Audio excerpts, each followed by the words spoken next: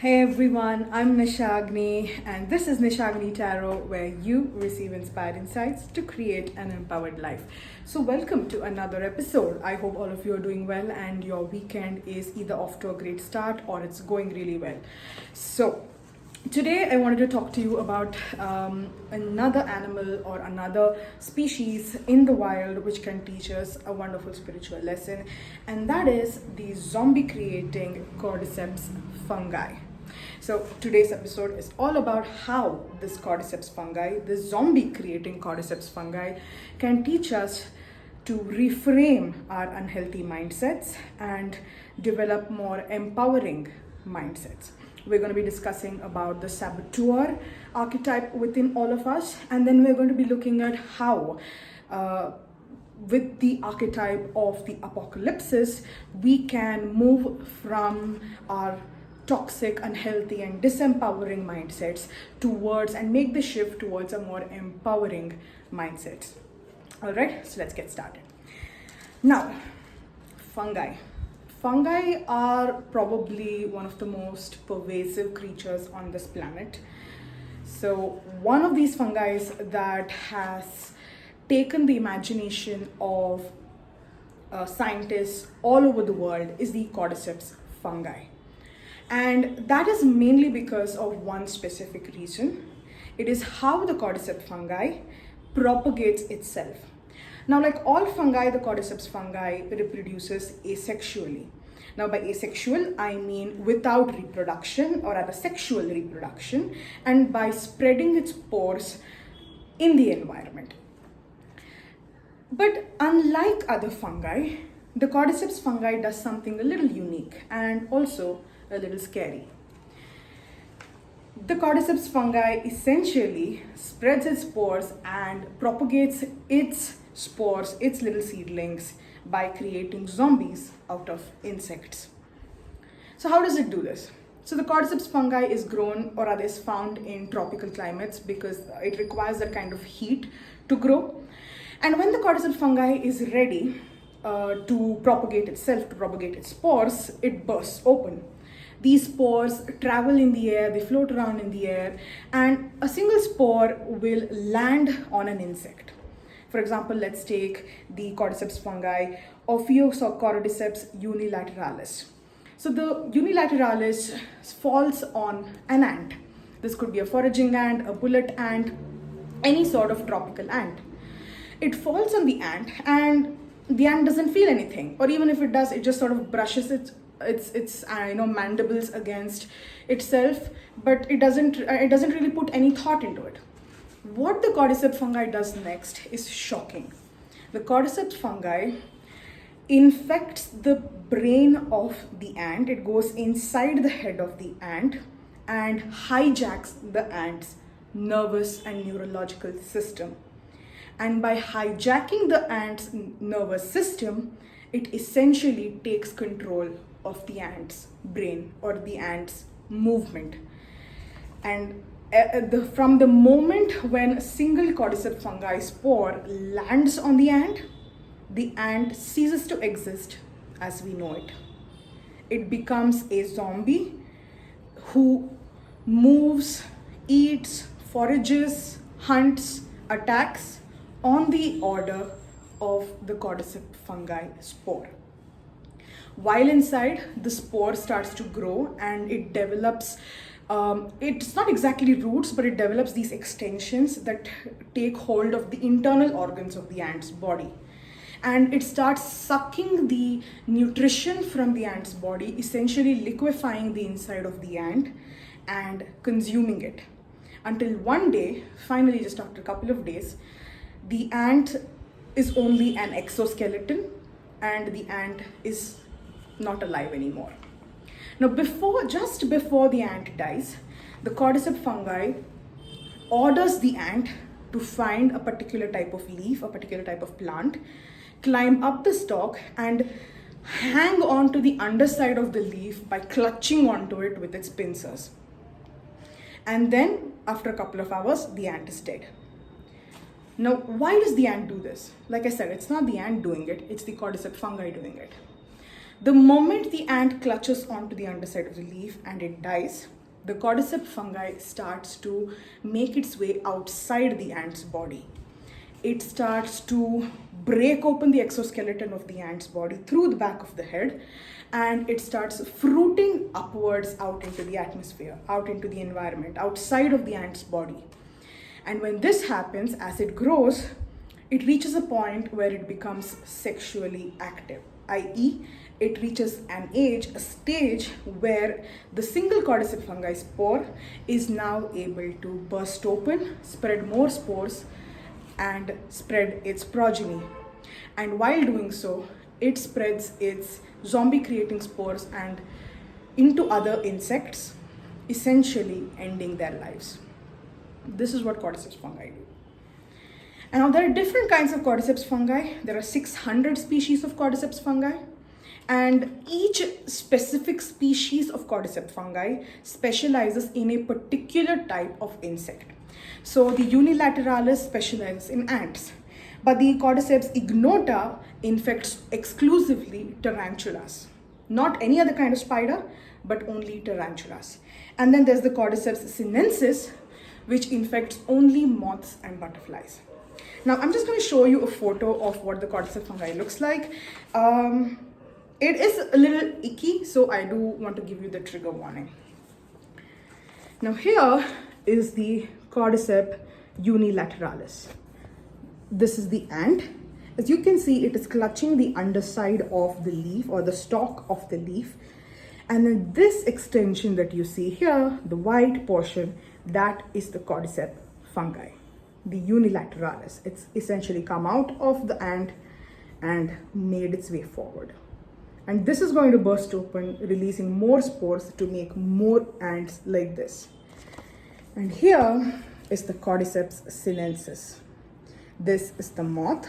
The moth is, as you can see, clutching onto the leaf. And these extensions that you can see from its body, the white extensions, those are the Cordyceps sinensis fungi. So, cordyceps fungi are quite debilitating to the plant, to the insect that they infect. And there are 600 species, like I said. And what they essentially do is they take control of the ant's body and its mind and propel it to act in ways that it may not naturally act like. And this is exactly why I believe that, or to me, the energy of the cordyceps fungi species represents the devastating impact that unhealthy mindsets can have on all of us. Now, before I go ahead, I do want to make it very clear that the cordyceps fungi does not affect humans. In fact, there is a lot of research being conducted to see if this can be made into a superfood, like for example, spirulina, which is actually an algae, and not all animals can digest it. Spirulina can be dangerous to certain kinds of animals and insects, but spirulina is a superfood which is very good for humans. Similarly, scientists are trying to figure out if the cordyceps fungi, at least certain species of cordyceps fungi, can be good for humans. So it doesn't affect humans from a medical, physiological, scientific sense. But I believe that the archetype of the cordyceps fungi works very similar to the way unhealthy mindsets do on us. Now, before I explain how this happens or how I believe this happens, let's just explore the concept of unhealthy mindsets. And before I go ahead, I do want to let you know that I am not a trained mental health care practitioner. Any information that I provide you in this video or any subsequent videos is purely from an academic perspective with information that I have sourced through reading various blog posts, medical journals, and research papers. Now, if you feel that any of the things that I have said resonates with you and you believe that you could benefit from the support of a mental health care practitioner, I strongly urge that you seek help. All right? So let's get into it. So unhealthy mindsets, what are they? Now, unhealthy mindsets are essentially your inner dialogues that you have with yourself and which lead to the formation of certain beliefs. Now, these beliefs are unhealthy because they don't serve us well. They don't have a positive impact on us, and they can in fact debilitate us to a large degree. Unhealthy mindsets can manifest in many ways. And I've made a list of, in fact, I've got a lot of notes here. I've made a list of some of the things that, or the ways in which unhealthy mindsets can manifest. So first of all, we have the all or nothing thinking, wherein, for example, you say, I will only participate in a marathon if I can run the entire 42 kilometers or 26 miles non-stop, and I will not stop, but I will not participate if I have to take a break or if I have to stop for a second. Then I'd rather DNF. So it's an unhealthy mindset because it's all or nothing. Second is overgeneralization, wherein we may make a very generalized statement about everybody without trying to find out if that statement is true or not. So for example, stereotyping is sort of overgeneralization. Then we have disqualification, wherein we disqualify certain traits or certain emotions. They could be positive, negative, or neutral. And this leads to very overgeneralized statements. So we could, for example, we could start viewing certain situations only from a negative light, and we might disqualify anything good that happens. So if you are in the dating scene and you assume that you disqualify any positive responses that you have towards a certain type of person, and you make only negative generalizations about them, and so you don't allow yourself to fully commit to the dating moment. Then we have mental filtering and fixation, where you may filter out certain experiences that you don't want to remember, whether it is to maybe to convince yourself that your biases are correct.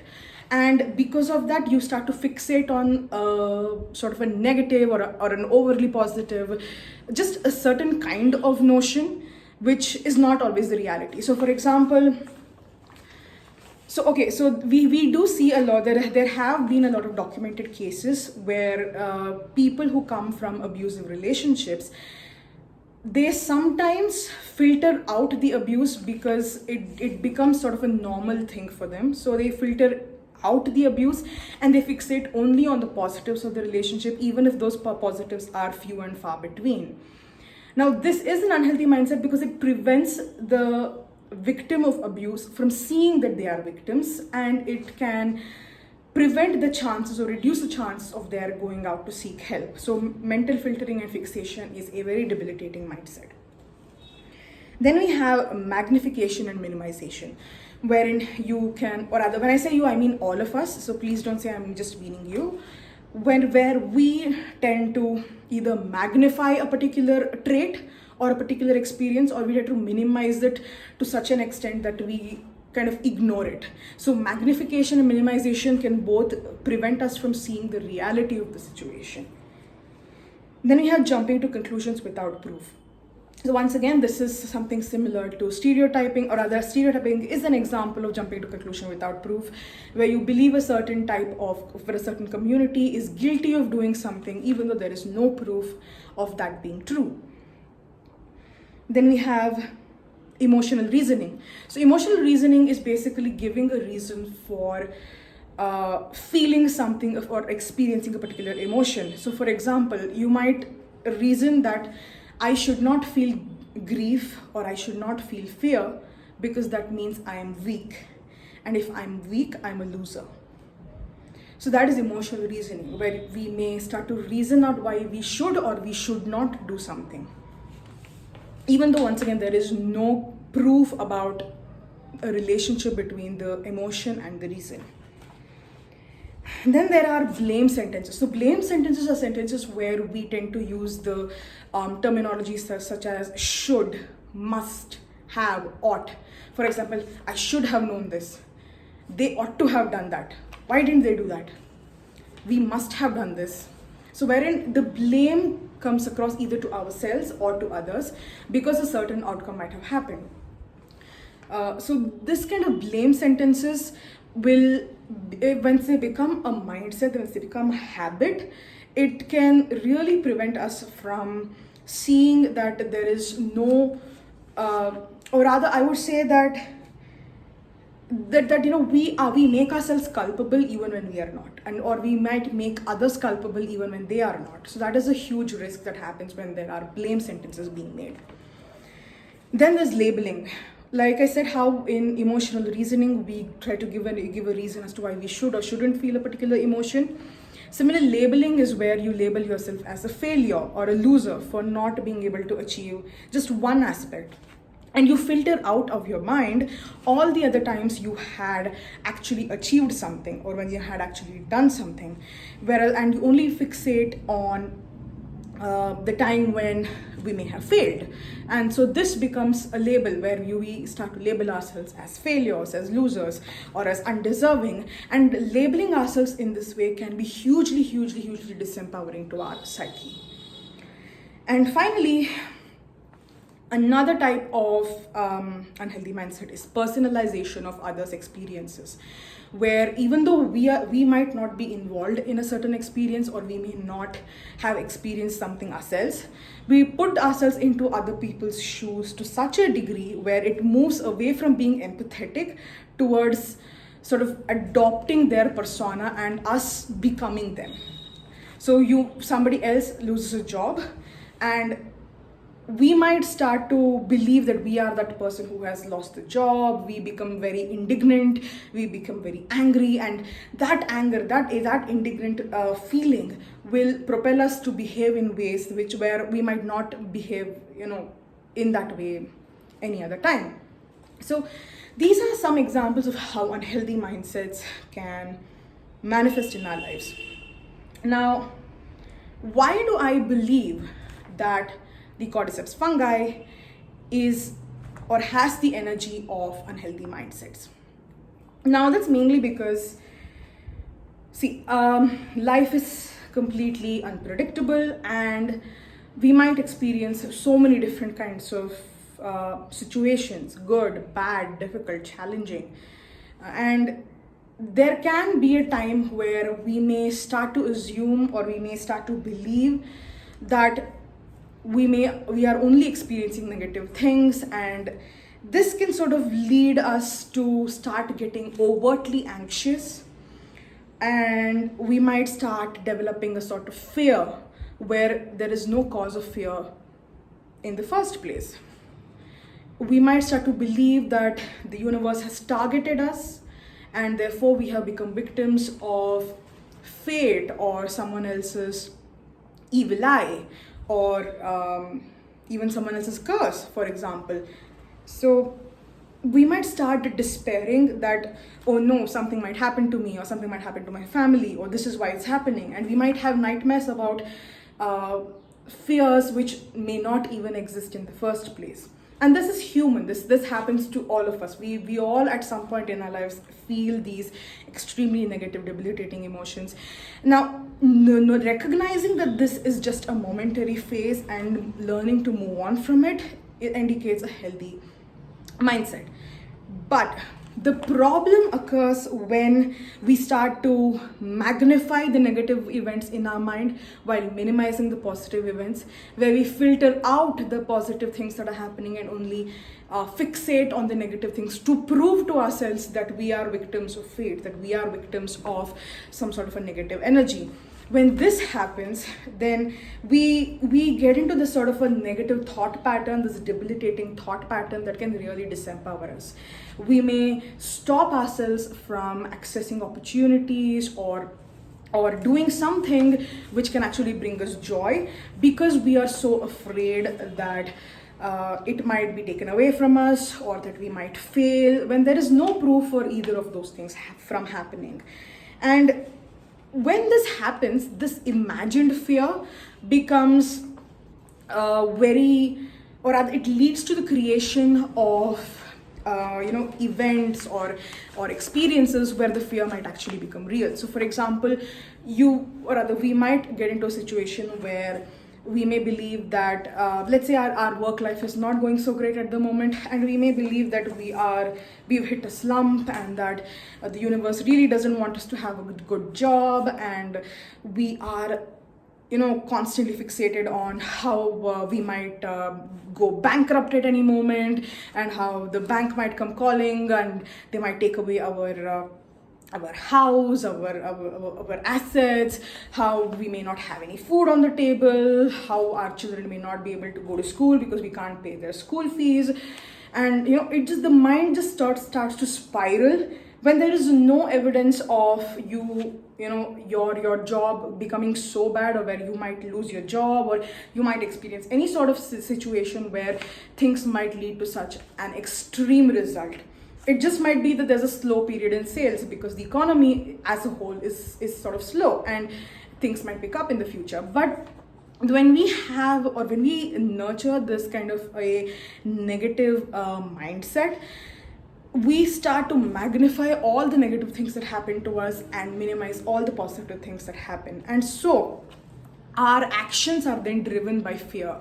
Our actions are driven by anxiety. Our actions are driven by the desperation to make sure that whatever we fear doesn't come true.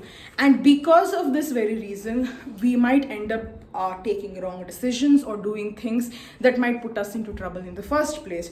So we might end up taking a harsh decision about trying to quit our job and jump ship to another company, and that kind of a hasty decision might actually put us into trouble because there might not be any jobs open in the first place. So we tend to lose out on opportunities. We develop so much stress that we're unable to focus, and because of that excess stress and inability to focus, we are more at risk of actually doing a bad job. When we were not so stressed, we might have been able to recover from whatever the slump was at our jobs and move forward from there, right? So because of that stress and the emotional baggage that this unhealthy mindset brings with it, we might end up doing, or rather messing things up more, when in fact our life might not have had any such challenges in the first place. So this is one way in which unhealthy mindsets affect us. And the reason I believe that the cordyceps fungi is very similar to unhealthy mindsets is because the negative thoughts that start in our brain, that start in our mind, they're like those spores of the cordyceps fungi, which once they enter, when the bud of that fear starts, we may never even recognize that it's something that can be very debilitating and disempowering for us. We might just brush it away as an errant thought. But when we are asleep, when we are alone, when we are vulnerable, this spore, this negative thought grows in our mind. And when this happens, like the cordyceps fungi, which takes root in the body of the insect, that negative thought, that negative mindset takes root within us and makes that kind of debilitating thinking become a normal thing, as opposed to just a one-off random thought.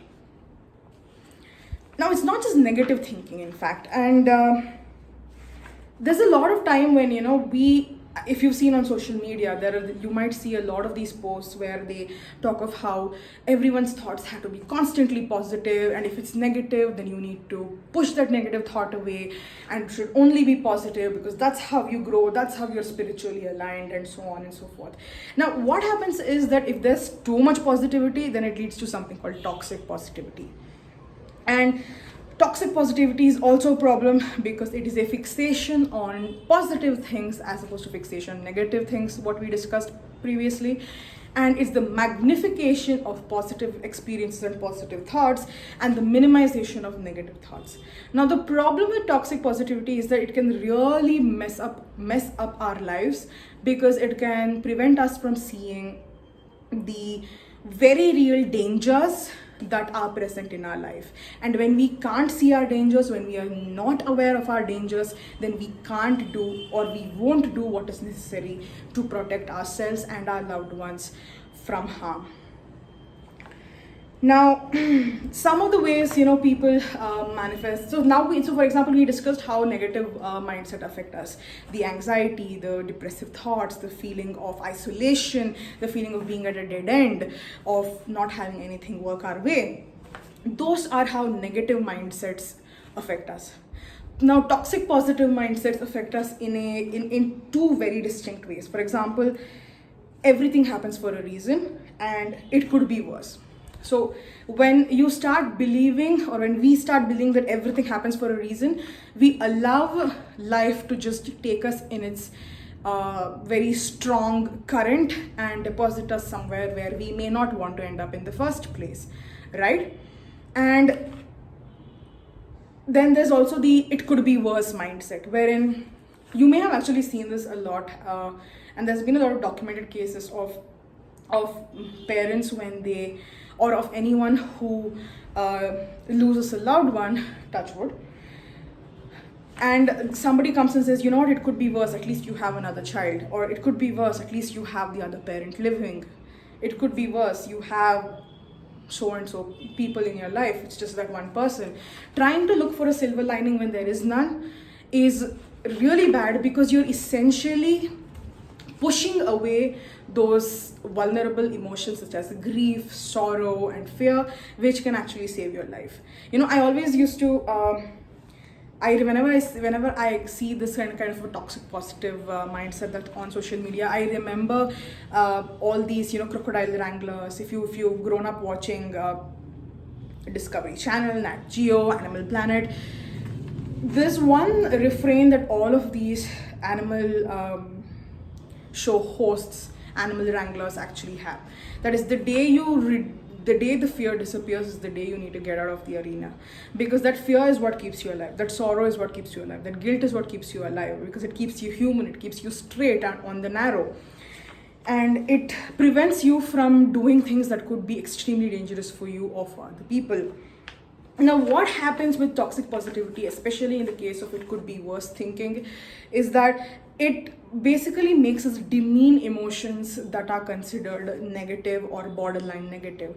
It makes us stigmatize those emotions within us and stigmatize the people who experience those emotions, because we believe, if we have that toxic positive mindset, that we are superior to others because of the positive mindset that we have developed. And anyone who has a negative mindset, who adopts negative feelings, can actually that they are inferior to us and that they must be pushed away from us because their negativity might affect us. So this is again a very, very debilitating and unhealthy mindset. Although it's positivity, it's extremely unhealthy, because when this happens, no matter what kind of self-care, what kind of shadow work, what kind of spiritual healing or physical healing that you do, none of it is going to work, because you are essentially refusing to acknowledge the shadow even exists. So how can you do shadow work then, right? How can you do self-care when you refuse to acknowledge that self-care is needed? Because that defeats the purpose of toxic positivity, right?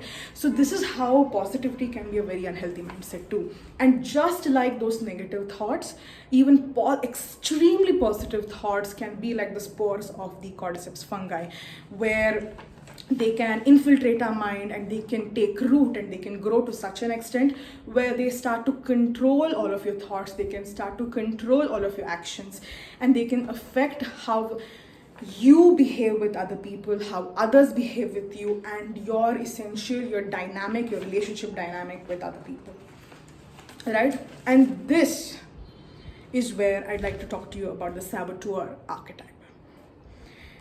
Now, the saboteur archetype is essentially an archetype which sabotages our own self and sabotages our own success. Now, just like the cordyceps fungi spore sabotages the life of the insect, like Unilateralis sabotages the life of the ant, or Sinensis sabotages the life of the moth, essentially cutting it short. Our negative mindsets sabotage our well-being. They put stones in our path so we can trip, where they act as this disempowering source which pull us down, because they prevent us from seeing our reality and they prevent us from doing what is necessary to heal and to grow. And now here's the thing. Now, before I go ahead, so the cordyceps fungi, just scientifically speaking, just a sort of a sidebar here, the cordyceps fungi does have a positive effect on the environment, in the sense that since it affects a certain number of populations and certain types of insects, the fungi ensures that no single insect population grows so much in number that it becomes at the top of the food chain. And because when that happens, for example, if there are too many ants, certain types of ants are really pests for farmers, just like how certain types of moths are pests for farmers, right? And they can devastate crops. And when crops are devastated, it affects other animals which consume crops. And if the herbivores don't get enough food, enough greens, then they start to grow lean. And because they grow lean, they may either die out due to disease, or they may become so lean that they don't have enough meat on their bones. So when carnivores attack such diseased herbivores, then they don't get enough meat also, or they may eat infected meat, which can make them ill as well. So it's a chain reaction. So just a single insect can cause such a huge devastation in the ecological balance by suddenly increasing, having an overpopulation. So cordyceps fungi prevent such overpopulation, and they help maintain the ecological balance in the world. But unhealthy mindsets do not offer any such benefit. Unhealthy mindsets are, they reinforce, because a mindset is developed as a habit, right? That is how it develops. It's a habit that you, or that I, or that all of us indulge in by doing it over and over again. And the more we do it, the more we reinforce those negative or overtly positive mindsets. The more we reinforce these toxic mindsets, and they become a real part of our day-to-day decision-making process. And they serve no purpose. They don't serve any positive purpose. In fact, they can be extremely dangerous for us when we live. So, for example, right. So one thing that we might do in order to, when we suffer from a unhealthy mindset that's very fixed in our minds, is that we may indulge in activities or events or experiences that confirm our biases. So when they confirm our biases, we feel happy that, yes, you know what, my mindset has been proved right. And this can be really debilitating, because what thought that you may be having might actually be putting you into scenarios or situations that might be dangerous for you physically, that might be dangerous for your family, for your friends. And this is a saboteur archetype that is in progress, because these unhealthy mindsets increase the chances of self-sabotage, where because you want to prove your mindset right, because you want to prove your thoughts and your biases right, you may do things that you may not otherwise normally have done, and you may inadvertently put yourself and your loved ones at risk. So that's where self-sabotage comes in. Now you may ask, why would anyone self-sabotage, right? Why would I want to sabotage my own success? And this is where I feel, Chris Kidd's quote is really absolutely spot on. So Chris Kidd is an American writer, and this is just a partial quote I've taken from a much longer quote. And here it is. So, there is stability in self-destruction, in prolonging sadness as a means of escaping abstractions like happiness. Rock bottom is a surprisingly comfortable place to lay your head. Looking up from the depths of another low often seems a lot safer than wondering when you'll fall again. Falling feels awful.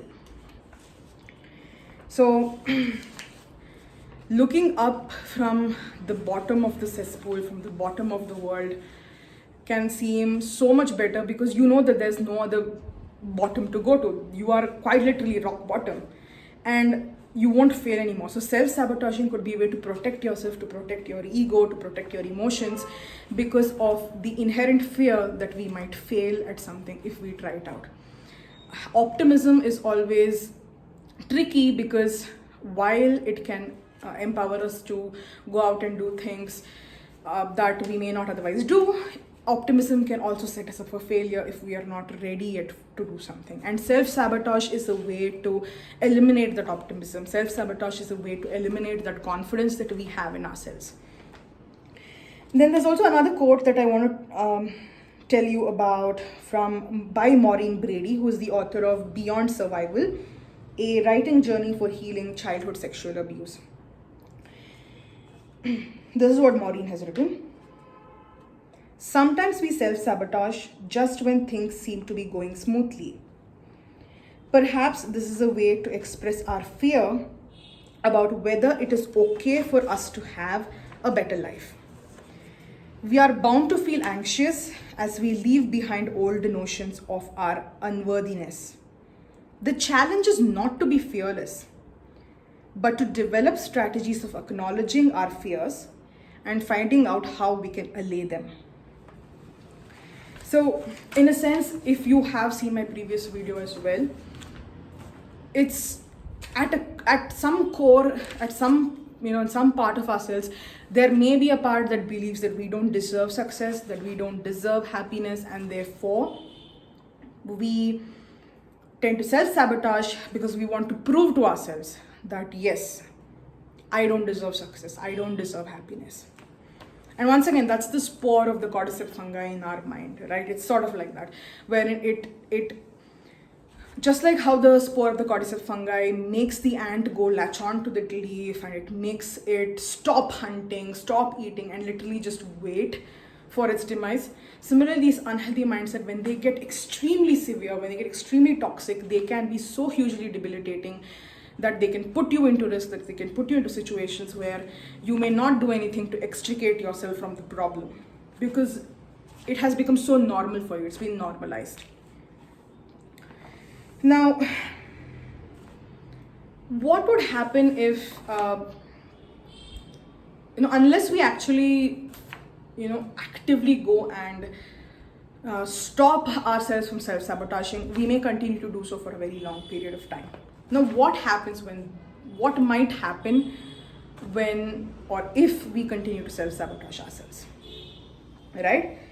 Now, in the wild, there is a process called parasitism, symbiosis, evolution. So basically what this happens is when there is a parasite, initially for the first couple of decades, the parasite decimates the population of a particular species. But over time, the victim species starts to develop defense mechanisms against the parasite, and they can even develop a symbiotic relationship with the parasite. Now, one such species that develops a symbiotic relationship with its parasite is the cicada. Now, cicadas live underground and they only come out for a certain number of days in order to mate. Now, some cicada species live underground for just 2 years. They have a very short life cycle. Others live underground for up to 17 years and they come out only once every 17 years. Now, during this time, cicadas eat the sap from the root of nearby trees and plants. Now, just the sap doesn't provide sufficient nutrients to the cicadas. So what the cicada does in order to get more nutrients is to develop a parasitism symbiosis relationship with its parasites. Now, there are 2 bacteria which have been parasites or have been parasitic towards the cicada species a long time ago. But today they have a symbiotic relationship. One is the Hodgkinia bacteria and the other is Salcia bacteria. Now, what Hodgkinia and Salcia do is they essentially use the cicada's body, or rather, okay, let me tell it the other way around. So the cicada gets nutrients from Hodgkinia and Salcia, so vitamins like vitamin B12, guanine, cytosine, and different amino acids which are essential for cicadas to develop properly. In return, the cicada allows the Hodgkinia and the Salcia bacteria to grow in its body and to propagate. Now, when the cicada dies, the bacteria gets to spread around and it gets to infect other cicadas. Now, in addition to these bacteria, there is a type of cordyceps fungi which does have a sort of symbiotic parasitism symbiosis relationship with the cicada. And similarly, it works with the cicada to gain a space to grow. So as of now, most cordyceps, what they do is they force themselves on the insect. But with the cicadas, there is a particular species which has a symbiotic relationship where the cicada gets its nutrients from that cordyceps and the cordyceps has a body to grow in. And when the cicada dies, the cordyceps comes out of the cicada's body, explodes as a fruiting body, and then spreads its spores. Now, when something like this happens,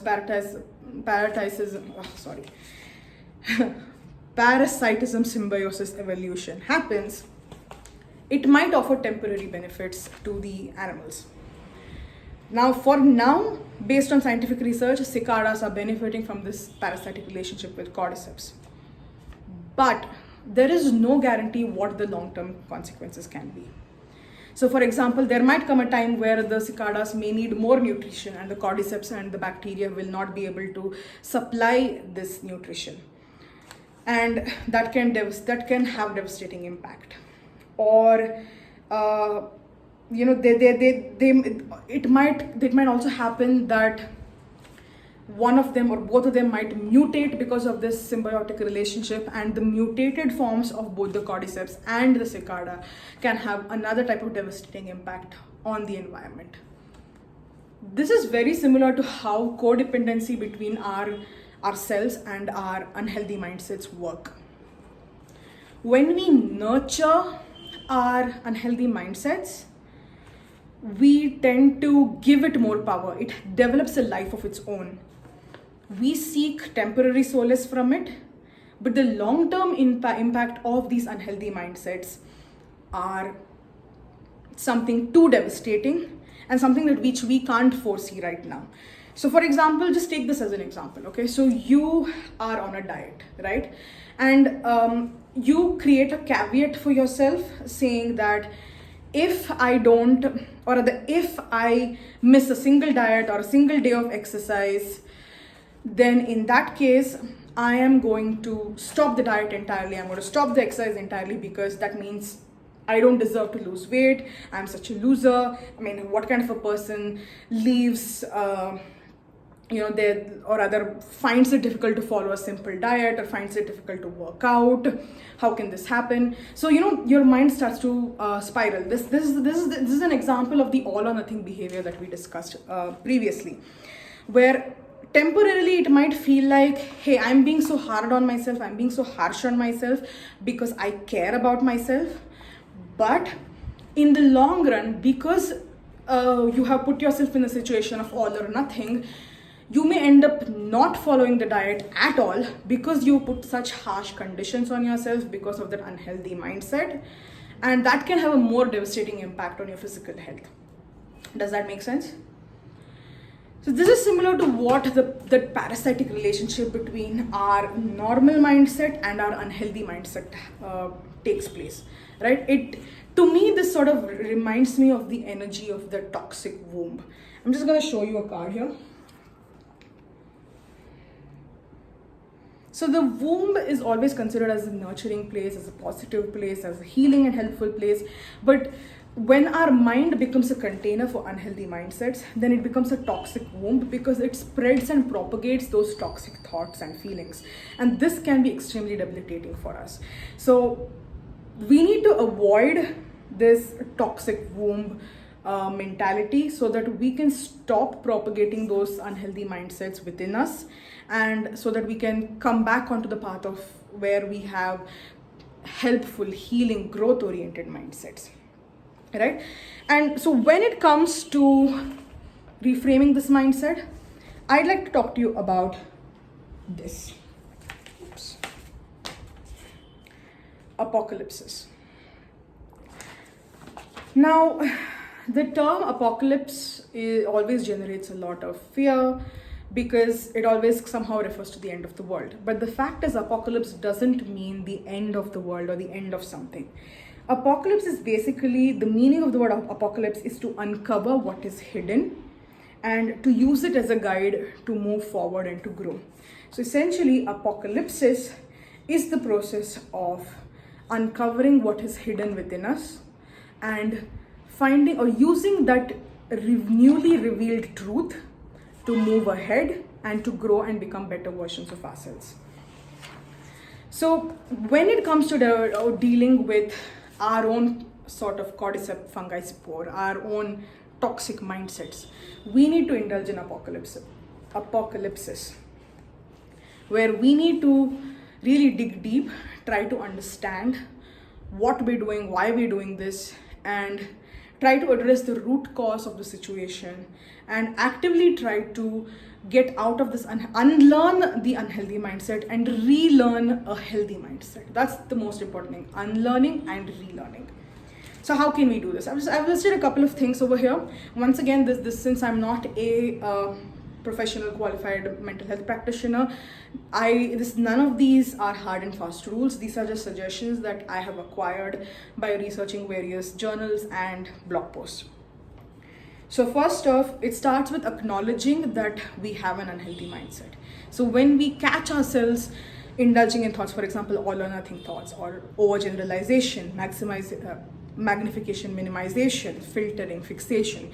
If we find ourselves doing something like that, then we need to take active note of that moment, because that helps us realize that, okay, we are indulging in an unhealthy mindset. And when you acknowledge something, you are empowered to take action against it. Refusal to acknowledge something is when the problem starts and the spores of unhealthy mindset keep propagating forward. Next is be ready to shift your mindset. Now, shift doesn't take place overnight. The shift takes place over a very long period of time. For example, take this card, for example, over here. Now, as you can see, the shift has, here we see a transition from different colors, from what looks like autumn to what looks like spring, what looks like winter to what looks like summer. So shift doesn't happen overnight. The shift can happen over weeks, it can happen over years. And so we need to be willing to put in that effort to keep trying, keep working at our at unlearning and relearning. And yes, there might be slip-ups. We need to be aware and acknowledge the fact that we might slip up and re-indulge in unhealthy mindsets. But the shift occurs, true shift occurs when you realize that that is not the dead end, that is not the end of the world, that it's just a minor slip up, but you can rectify the situation, right? Then one thing that I really, one piece of advice that I got from the Headspace meditation that I do is, when we find ourselves thinking something that we don't want to be thinking, just acknowledge the thought, acknowledge that, yes, this is the thought I have, I don't want to be having this thought, and figure out whether this thought is real or it's because of some feeling or emotion that you've attached to it. So, for example, let's take the dieting example I gave. Now, if you've been thinking that it's either all or nothing for me, figure out if that all or nothing thinking about dieting is something that is scientifically based and that can actually help you, or it stems from a feeling of fear that you may find it hard to commit to the diet or commit to the exercise at a later stage. So figure out if what you're thinking is really true, or it's true because your emotion is asking you for a reason. This is emotional reasoning once again. So once you recognize the difference between thought and feeling, you will be able to know whether a particular thought is justified, whether it is serving you well or it is harming you. And then you can let it go. Let go of the unhealthy thought.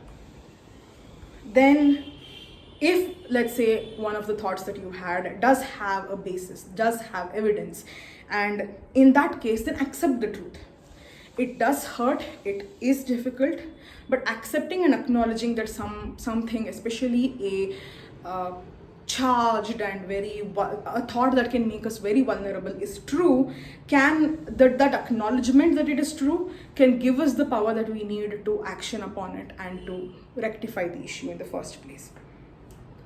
And most importantly, be compassionate towards yourself when you find yourself indulging in these unhealthy mindsets, and especially if you find out that one of your thought has been true, even though it is a result of the unhealthy mindset. Be compassionate to yourself, be kind to yourself, forgive yourself for anything that you may have done which you are not happy about. Forgive yourself and know that you are much better than the thoughts in your mind, and that you can go beyond these unhealthy thoughts.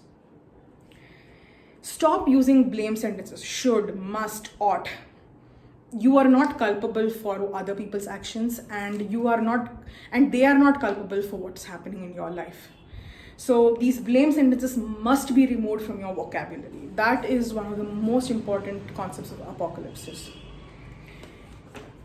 Start a journal.